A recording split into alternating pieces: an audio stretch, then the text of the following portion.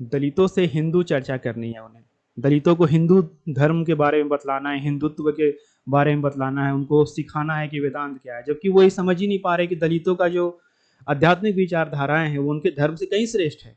अब कहते हैं कि आप दलितों को भागवत गीता नहीं पढ़ते देखोगे, वेदांत नहीं पढ़ते, क्यों पढ़े भैया, वो तो कचरा है उनके विज्ञान के सामने।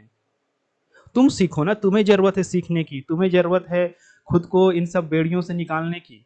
वो तो निकले ही हुए हैं, उन्होंने सदियों से मेहनत किया है, उन्होंने कभी भी किसी का शोषण करने की कोशिश नहीं की है, क्योंकि उनकी विचारधाराओं में रहा है समभाव।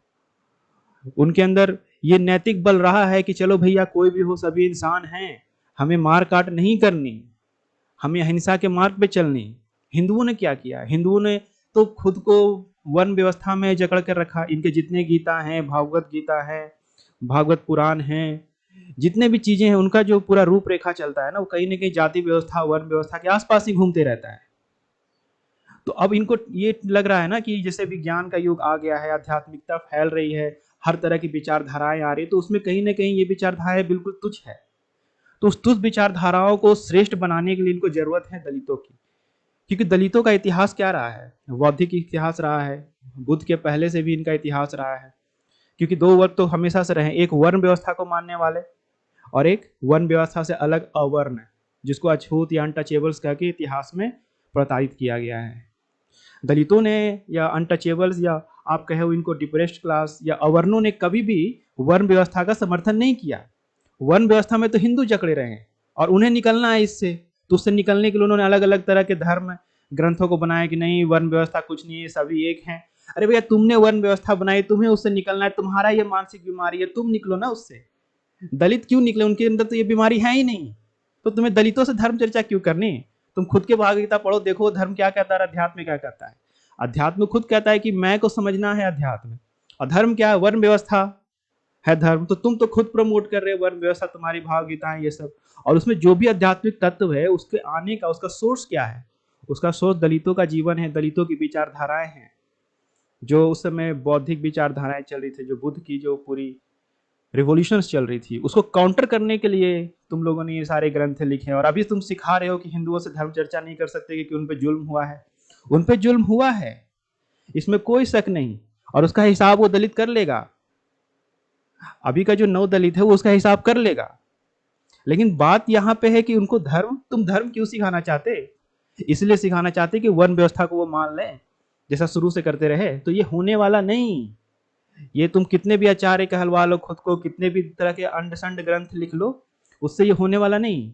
आज का जो दलित है वो इस बात को समझता है कि जो भी धर्म की रूपरेखा तैयार की जाती है वो किसी न किसी मेटाफिजिक्स पे की जाती है, ज्ञान मीमांसा पे की जाती है, जिसमें आत्मा होते हैं, परमात्मा होते हैं। लेकिन आज का क्या है मेटाफिजिक्स, आज का मेटाफिजिक्स है क्वांटम फिजिक्स, क्वांटम वर्ल्ड।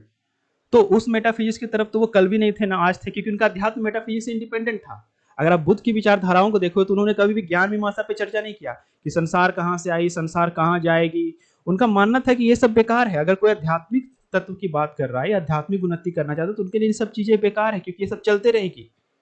तो अवर्णों का जो धर्म, जिसको आप कह रहे हैं अपने में कि बड़ा श्रेष्ठ है, अवर्णों का जो अध्यात्म रहा है वो बहुत श्रेष्ठ इसलिए है क्योंकि वो मेटाफिजिक्स से इंडिपेंडेंट है। मेटाफिजिक्स चेंज होते रहते हैं, और हिंदुओं का जितना भी वर्ण व्यवस्था सब कुछ है वो मेटाफिजिक्स पे डिपेंडेंट है। आत्मा परमात्मा है, जीवन बना परमात्मा ने बनाया। बुद्ध ने कभी भी ये बातें नहीं की कि आत्मा है, परमात्मा है और मुझे।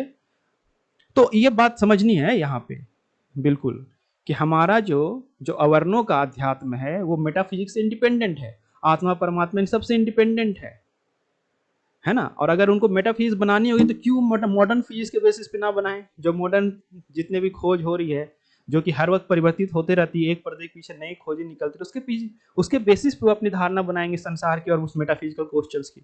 उसके लिए हिंदुओं के धर्म ग्रंथों की और वेदांतों की जरूरत नहीं है, कचड़े की जरूरत नहीं है किसी भी तरीके की। अध्यात्म का मतलब ही कि आप इस तरह के जो प्रश्न हैं जिनका उत्तर नहीं मिल सकता उनको छोड़ो और अध्यात्म में प्रवेश करो। बुद्ध यही कहते थे। और दलितों का धर्म धर्म से भी श्रेष्ठ दलित इसलिए है क्योंकि वर्णों में नहीं आता, वो अवर्ण है, वर्णों को वो नहीं मानता। उस ये जो बनाई गई स्ट्रक्चर्स है ना, जो आपने बना रखी है वो आपके लिए है, आप उसमें मरो खपो। आप उससे नहीं निकल पा रहे, ये आपकी आध्यात्मिक और बौद्धिक क्षमता का विकलांगता है। इसमें दलितों को क्यों कह रहे कि उनको धर्म सिखाएंगे? अरे तुम कौन सिखाने वाले होते? खुद को आचार्य का तो तुम्हारी कोई औकात नहीं है। तुम खुद निकलो भैया, खुद पहले जाग जाओ, खुद को ब्रह्म बना लो तुम भैया। दलितों को ब्रह्म बनाने के चक्कर में मत रहो, वो हैं ऑलरेडी, उनको जो होना है, और वो अपनी आध्यात्मिकता को पा लेंगे। वो किसी हिंदू और हिंदुत्व विचारधारा वाले लोगों की उनको जरूरत नहीं है, ना कल थी ना आज है। और जो शोषण की बात रही, तो नव जागरण के कारण जो अभी न्यायिक विचारधाराएं चल रही है, जो सशक्तिकरण चल रहा है, वो कर लेंगे। उन्होंने ही किया है ये संविधान की रचना और पूना पैक्ट, ये सब कोई ब्राह्मण आकर के, कोई बनिया आकर के इन्होंने नहीं किया, उन्होंने खुद किया। अंबेडकर ने किया, फूले ने किया, उन्होंने विरोध किया, उस विरोध से निकली जो आर्थिक सामाजिक एकता की विचारधारा है वो भी कर लेंगे वो। तो अध्यात्म में आपसे श्रेष्ठ रहें और इनमें भी आपसे श्रेष्ठ हो जाएंगे। सो अपने को सुधारो, दूसरे को मत सुधारने में लगो, है ना। धन्यवाद।